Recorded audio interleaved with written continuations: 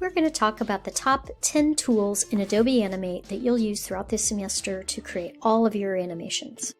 The first tool we're going to look at is the Shape tool. And just briefly before we start, the toolbar, remember we talked about in setting up the workspace. I personally prefer having it in 2 columns. That way it kind of helps. So the Shape tool's in the second column. If you click and hold, you'll see all of these different options that the tool Shape has. We're going to use the oval tool, and if I hold the Shift key as I click and drag, I can make a perfect circle. And so this is a lot of fun when making shapes. Of course I can make it oval if I want. The other option is the Properties panel. So this is always very important when you are creating. So let's say I don't like that big bold black line. I can reduce the stroke. And with other properties here, I can change the fill right from the Properties panel. I could also do it here, double clicking, and I can actually go to the color wheel and get very specific. Also, if there's a code and you know the hex code, which is down here by this number sign, you can create a very specific color, which is really, really great. Okay, so that is the Shape tool in a very brief component. Let's use the rectangle, same thing, Shift key, I can hold a square down, or hold the Shift key down, make a perfect square. Okay, now, let's say I want to move these shapes. This is where your selection and sub-selection tool comes in hand. The selection tool, you just click and drag, it should move the object in its entirety anywhere you want. The transform tool, you'll notice, throws anchor points on it and a center point. The center point's helpful because let's say I wanted to move it on a pivot. It's just going to move it where that circle is, and when it's back here in the center, it'll just spin it around. Very important in animating. Think about how important this is when you're doing a shoulder joint and you're wanting to pivot that. So that's the transform tool is very important in that sense. Also, you can just simply reshape and resize a shape.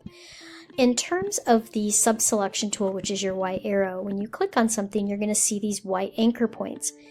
This allows you to actually reshape the object, not like the transform tool where you could literally kind of resize it. This is literally changing the shape. Okay.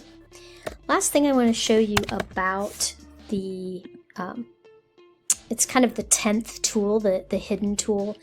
That's this guy down here. It's called Object Drawing. This pretty much is important that you always have this on, no matter what tool you're using to create a drawing. Here's the reason why. If I have it off, when I use my selection tool and I move it, it doesn't see that as an independent square. It sees it as a fill. It sees it as, oh, this is a different component. This is a different aspect.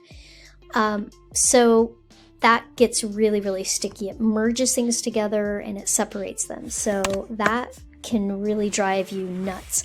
The other thing that's important about when you have object drawing on, every time you create a shape, it's going to be in front. Okay.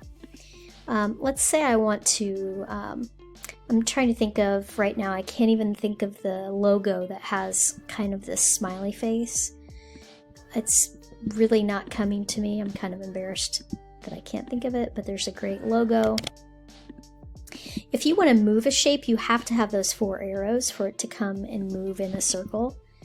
And then this little arc allows you to manipulate the shape. You can do that when you run across any edge.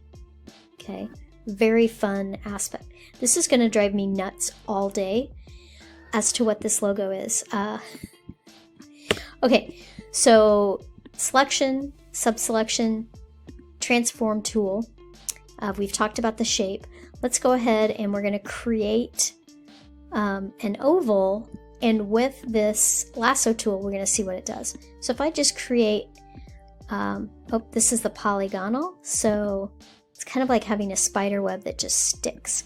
So I've created this triangle. I'm going to go back to my selection tool.